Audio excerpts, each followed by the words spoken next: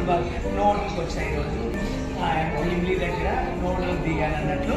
ఎందుకంటే ఇక్కడ food items చాలా రకరకాలు బ్రేక్ఫాస్ట్, కానీ నేను అన్ని తినాలంటే తినలేను. ఎందుకంటే చాలా లావు అవుతున్నాను కాబట్టి తగ్గించాలని చెప్పి తగ్గించి పొద్దున్నే టిఫిన్ చేస్తున్నా. ఏమేమి తిన్నా చూపిస్తా ఫ్రెండ్స్. బాయ్. మధ్యలో అండి ఫ్రెండ్స్, ఇన్ని ఐటమ్స్ పెడుతున్నారు, ఇన్ని రకాల ఐటమ్స్ తినాలంటే చాలా కష్టం.